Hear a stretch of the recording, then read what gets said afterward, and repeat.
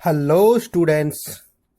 आज हम पढ़ने जा रहे हैं भारत के भौतिक प्रदेश।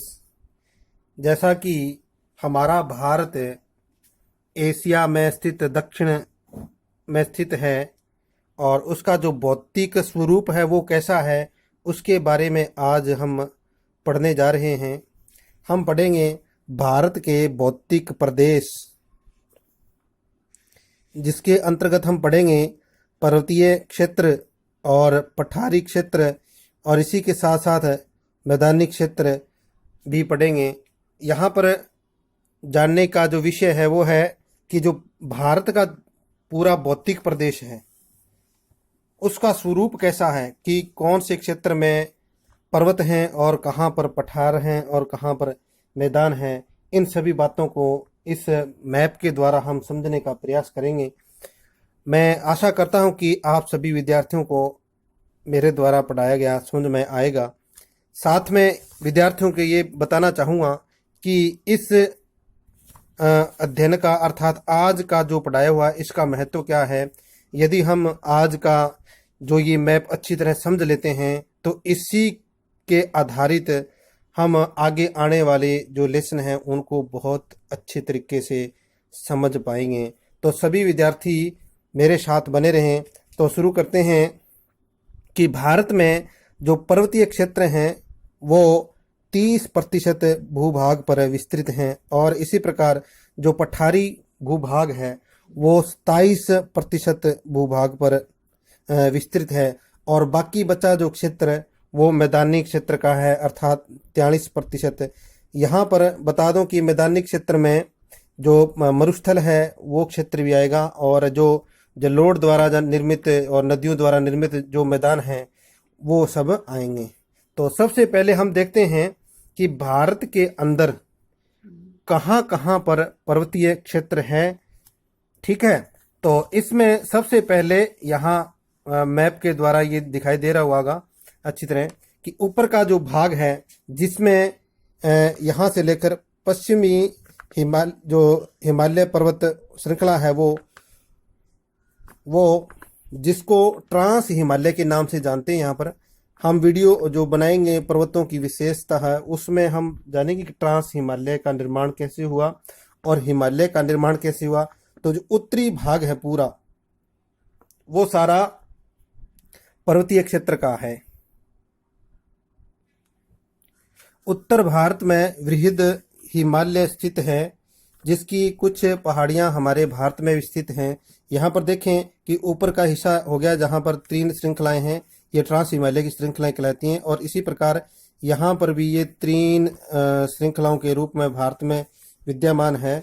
और यहाँ पर अरुणाचल प्रदेश और जो असम में स्थित है पर्वत क्षेत्र इसको पूर्वी हिमालय कहा जाता है। तो यहाँ का जो पूरा ये क्षेत्र है ऊपर का ये कहलाता है हिमालय का। तो ये भाग पर्वतीय क्षेत्र है और भारत का जो मुख्य पर्वतीय क्षेत्र है वो यही माना जाता है उत्तरी भारत। ठीक है, अब आगे देखते हैं। यहाँ पर राजस्थान में जो विद्यमान पर्वतमाला है वो है अरावली पर्वतमाला। अरावली पर्वतमाला वो गुजरात से शुरू होती हुई राजस्थान के मध्य में से होकर दिल्ली तक जाती है, रायसीना की पहाड़ियों तक। ये अरावली पर्वतमाला है और इसकी विशेषता यह है कि यह पूरे विश्व में सबसे प्राचीनतम वलित पर्वतमाला है। ठीक है, तो ये है अरावली पर्वतमाला। अब इसी प्रकार यहाँ पर गुजरात और मध्य प्रदेश के में से होते हुए यहाँ से एक श्रृंखला है जो है विंध्याचल पर्वतमाला। विंध्याचल पर्वतमाला है ये, जहाँ से चंबल और नर्मदा इत्यादि जो नदियां हैं ना उनका उद्गम होता है वो। ठीक है, तो ये है विंध्याचल पर्वतमाला और इसकी जो खासियत है वो है कि यह विंध्याचल पर्वतमाला एक ब्लॉक पर्वत है। ठीक है, ये ब्लॉक पर्वत के बारे में हम आगे पढ़ेंगे। फिर इसके नीचे यहाँ पर कुछ एक श्रृंखला और है जिसको सतपुड़ा की श्रृंखला बोलते हैं, जो मध्य प्रदेश महाराष्ट्र इत्यादि में होते हुए वहाँ तक ये पूर्वी पठार तक ये विस्तृत है। अब आगे के क्रम में देखें, यहाँ पर तटवर्ती जो घाट है ठीक है, इसको कहते हैं पश्चिमी घाट, जो कि जो समुद्री जो किनारा है उसके सहारे गुजरात से लेकर और ये केरल तमिलनाडु तक विस्तृत है। बीच बीच में से कटा सटा हुआ है और ये पर्वत है, ये पर लंबी पर्वतमाला है जिसे ये हिमाद्री नाम से जानते हैं। यहाँ पर मानसून, जो पहला मानसून आता है वो इसी जो श्रृंखला है यहाँ पर आके बरसता है और यहाँ पर इसी के द्वारा फिर बाद में मैदान का निर्माण होता है। और इसी प्रकार यहाँ पर देखें तो ये पूर्वी घाट की जो श्रृंखलाएं हैं वो हैं। तो ये हैं कि हमारे भारत के अंदर पर्वतीय श्रृंखलाएं। और इसी प्रकार यहाँ पर जो मुख्य पर्वत हैं, जैसे कि यहाँ देखें असम के अंदर गोरा खासी पर्वतमाला है और नगा पर्वतमाला है इत्यादि, ये सब पर्वतमालाएं हैं ना, इनके बारे में विस्तृत रूप से हम विशेष जो होगा पर्वतमालाओं का आगे आने वाला वीडियो है उसके अंदर पढ़ेंगे हम। फिर इसके बाद देखते हैं हम पठारी भाग है वो देखते हैं, जो कि भारत के अंदर 27% भूभाग पर विस्तृत है। ठीक है, अब ये देखते हैं, ये देखो यहाँ पर है प्रायद्वीपीय पठार।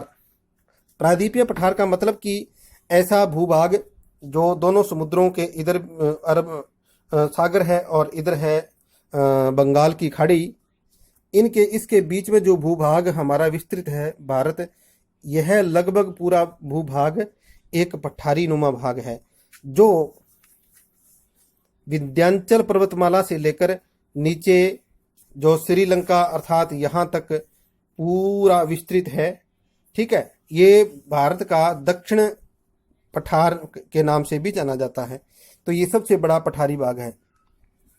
इसी के अलावा इसके अंदर कुछ विशेष जो पठार हैं उनके विशेष पठारों के नाम से जाना गया। यहाँ पर दक्षिण पठार देखो, रायसीना का पठार है वो कर्नाटक में स्थित है, रायसीना का पठार। और इसी प्रकार ये देखो मैसूर का पठार है, ये भी वहाँ पर स्थित है, रायसीना का पठार। और ये ठीक है, और यहाँ पर देखें कि मालवा का पठार राजस्थान के दक्षिण मध्य प्रदेश में स्थित है, वो भी पठारी भाग है। और इसी प्रकार यहाँ पर देखें कि पूर्वी पठार छोटा नागपुर का पठार भी कहलाता है, जिसे जो खनिजों के लिए बहुत ही विशेष माना जाता है, जिसको खनिजों का खजीरा के नाम से जाना जाता है। ये पठारी भाग है। ठीक है, अब इसके बाद हम देखेंगे मैदानी भाग। मैदानी भाग के बारे में मैंने बताया था पहले कि जो मैदान है वो जो मरुस्थली भूमि है वो भी इसी के अंतर्गत आती है। हमारे भारत के अंदर राजस्थान राज्य में स्थित जो मैदान है वो मरुस्थली मैदान है, जो उत्तर और पश्चिमी राजस्थान में स्थित हैं। ये पूरा क्षेत्र राजस्थान का जो एक मरुस्थलीय क्षेत्र है, ये भी एक मैदान के रूप में माना जाता है। अब मैदान, भारत के जो मैदान हैं वो हिमालय की तलहटी में नदियों के द्वारा निर्मित हैं, जिसे जलोढ़ मिट्टी के द्वारा निर्मित मैदान भी कहा जाता है। जलोढ़ मिट्टी अर्थात जल के द्वारा लोढ़ कर जो मिट्टी लाई गई है उसके द्वारा निर्मित ये मैदान है। और ये जो मैदान है ये बहुत ही उपजाऊ मिट्टी से निर्मित हैं और यहाँ पर जनसंख्या का घनत्व भी सबसे अधिक है। तो इसी प्रकार यहाँ का जो भारत का जो सबसे प्रसिद्ध जो मैदान है वो है बृहद मैदान, दो आब मैदान। बृहद अर्थात बड़ा मैदान और दो आब का मतलब दो नदियों द्वारा निर्मित, और उन नदियों की जो सहायक नदियां हैं उनके द्वारा निर्मित। दो नदियां, एक है गंगा और दूसरी है यमुना। इन दो नदियों के द्वारा निर्मित जो मैदान है उसे कहते हैं बृहद मैदान अर्थात दो आब मैदान। उत्तर भारत का दो आब का मैदान कहलाता है। यह भारत में आय की दृष्टि से सबसे प्रमुख स्थान माना जाता है और जिसमें देखें तो उत्तर प्रदेश, बिहार और पश्चिम बंगाल आगे बढ़ता हुआ मैदान है। और यहाँ का जो क्षेत्र है इसको कहते हैं पूर्वी मैदान। ठीक है, और यहाँ इसकी सहायक नदी है जो दक्षिण से होकर गंगा के अंदर आकर मिलती है, सोन नदी, और सोन नदी का मैदान भी कहलाता है। ठीक है, तो ये है मैदान। यहाँ पर मैंने बताया था कि ये मैदान जलोढ़ मिट्टी से निर्मित है। जलोढ़ मिट्टी के बारे में पुनः और बताना चाहता हूँ। जलोढ़ का मतलब होता है जल के द्वारा जो लोड कर लाएगी मिट्टी है, अर्थात जल बह रहा है, पर्वतों से उतरता हुआ जल नीचे आ रहा है, और वो क्या कर रहा है कि पर्वतों के ऊपर और उसके रास्ते में आने वाले जितने भी जीवाश्म हैं उन सभी जीवाश्म को साथ में लेकर आ रहा है, और वो जीवाश्म युक्त मिट्टी खेती के लिए बहुत ही उपयुक्त मानी जाती है। अब जब नदी बहती है तो उसमें एक खादर और बांगर का निर्माण होता है। खादर और बांगर। खादर के बारे में बता दूं, ऐसी मिट्टी जो नदियां नवीनतम मिट्टी लेकर आई हैं और वो नदी के पाट के अंदर हैं, उसे खादर कहते हैं। और बांगर ऐसे क्षेत्र होते हैं कि जहां पर बाढ़ के द्वारा, नदियों के द्वारा पानी बिछाया जाता है और वहां पर जो मिट्टी फैलती है ना, उस मिट्टी को बांगर कहा जाता है। फिर यहाँ भांबर भी शब्द लिखा हुआ है, बांबर भी इसी से संबंधित है, मैदानों से संबंधित है। बांबर युक्त मैदान ऐसे होते हैं कि जहां भी ये बिल्कुल घाटी में निर्मित होते हैं, कि जैसे मान लिया कि ये पहाड़ है,